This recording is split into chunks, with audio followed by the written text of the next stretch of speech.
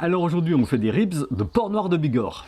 Fini la méthode 3-2-1, méthode rapide.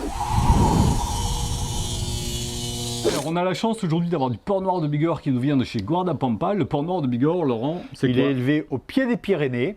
C'est un porc noir qui est élevé le double de temps d'un porc noir classique. Donc le porc noir classique, on est sur 6 mois. Et le porc noir de Bigorre, on est sur 12 mois. La première chose à faire, c'est d'enlever la petite membrane qui se trouve ici.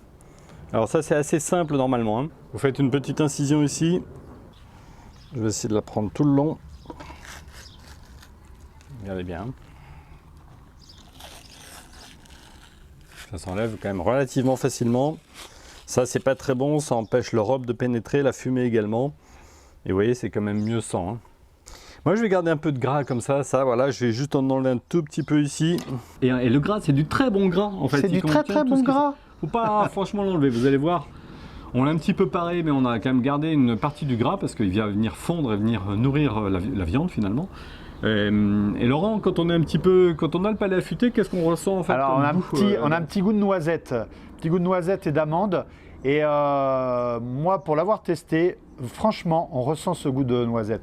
Et ça, c'est la particularité du porc noir de Bigorre, c'est que pour qu'il ait cette appellation, il faut qu'il ait un minima 30 mm de gras. Et c'est ce gras qui se charge, qui est très goûteux. Donc on a laissé ce gras, juste un tout petit peu d'huile et puis on a rajouté un petit rub. J'ai fait en fait un mélange de deux rubs, un rub qui était plus orienté paprika, piment et un rub un petit peu plus herbacé et un peu spicy. Donc voilà, c'est le mélange de deux rubs que j'ai impliqué dessus. Et là, c'est parti, hein. On fait ça au kamado, donc on a commencé par faire un seul point d'allumage au niveau du kamado. Ensuite derrière j'ai mis un petit peu de pellet pour venir fumer. Donc là ici j'ai mon point d'allumage, donc on va mettre quelques pellets par là. Mais également on va mettre du pellet tout autour. Le pellet, vous avez vu, je l'ai mis à l'endroit où j'avais fait le point d'allumage, puis j'en ai réparti un petit peu partout. Les braises n'étaient pas allumées, ce qui fait que du coup, au fur et à mesure, ça va fumer sans que j'ai besoin d'en rajouter. Cette méthode 3-2-1, on en a un peu ras-le-bol. Je rappelle que 3-2-1, c'est quand même 3 heures de fumage, 2 heures dans du papier bouché et 1 heure de laquage dans lequel on met un feu vif. C'est souvent sec si on loupe des étapes. Et franchement, on a voulu essayer cette méthode rapide. Tout simplement pour se faciliter la vie, puis pouvoir manger des ribs sans s'y prendre le matin à 8h. Et ça, exactement, c'est exactement ça. Ras-le-bol de manger des ribs où faut, voilà, tu te lèves hyper tôt pour manger des ribs. Alors aujourd'hui, on va faire simple, on va faire une demi-heure de fumage. Cette étape est même optionnelle. Derrière, on va faire 45 minutes à 1 heure dans du papier bouché. Et alors on va mettre un petit jus dans l'emballage. Voilà. Et puis ensuite, 10 minutes, un quart d'heure de laquage. Donc vous voyez, c'est très rapide, c'est très restreint. Là, le temps est vraiment concentré.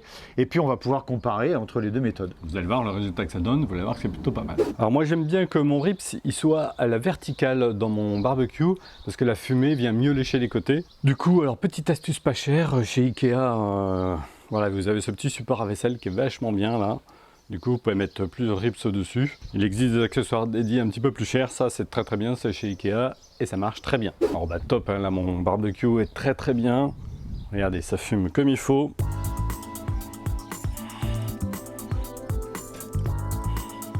Et vous voyez, on va le faire tenir comme ceci, à la verticale. On a remonté un petit peu le barbecue, hein, et donc ça commence à griller un petit peu parce qu'on va en avoir besoin pour l'étape d'après. Et là, Laurent, voilà.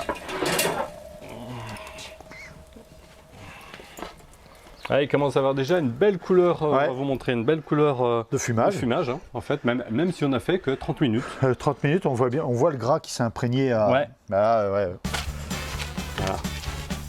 Spécialiste du papier bouché. On va mettre un tout petit peu de jus. On va prendre du jus de pomme. Là, on va prendre du jus de... Ce que vous avez sous la main pour que ça vienne parfumer, que ce soit du jus de pomme, du jus d'orange.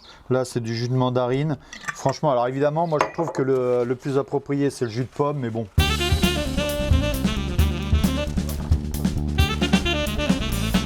Et voilà. Donc, la première chose à faire, c'est de ne pas oublier de se mettre en indirect. On va placer des déflecteurs de lune.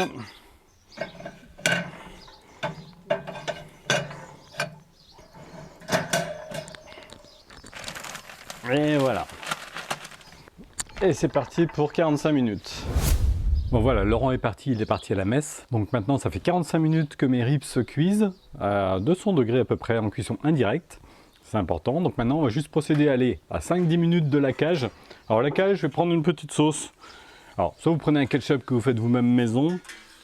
Moi aussi, j'ai une petite sauce Traeger qui s'appelle la Traeger Q. J'aime bien parce qu'elle envoie bien la patate bien. Donc je viens laquer mes ribs avec.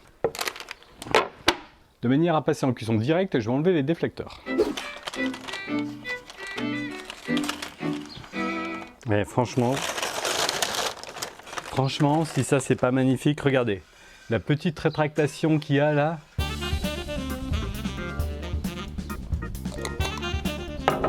Ma petite sauce. On va bien appliquer. Et ça, allez, 5 minutes à griller. Allez, 5 minutes. Allez, 5 minutes sont passées. Je vais faire un petit coup de l'autre côté. Voilà, allez, on a un petit marquage qui est sympa. Voilà, donc ça a cuit effectivement pas très longtemps au final. Hein. On est entre 1h10, 1h30 parce que j'ai fait du fumage, mais on peut faire plus court encore. Et vous allez voir le résultat.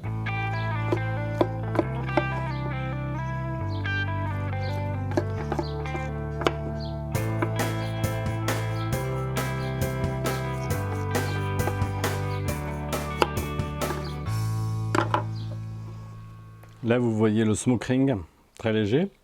Et ici, vous voyez, c'est franchement, les fibres sont top.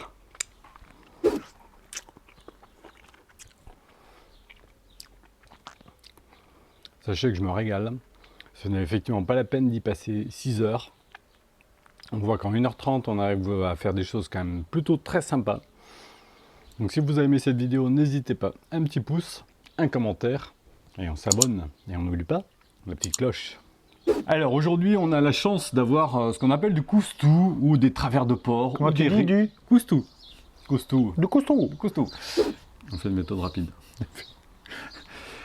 Attends. C'est bien. Oui. Celui-là, non? Oui, très bien. Pam, pam, pam. Retenez bien, pour l'interro, il mange des glands, des châtaignes. Alors ben là, c'est facile, hein, on a allumé notre feu. Allumez le feu. Donc on a fait... Tu seras encore là pour déguster? Ouais, ça va être dur. Hein. Ça va être dur hein, parce que je loupe la messe, je vais louper Ouais, T'as Pokéball toi, non? J'ai Pokéball moi le T'as dimanche. Pokéball. Pokeball. Moi j'ai Pokeball le dimanche midi, c'est pas marrant. Hein. C'est pas marrant. Alors...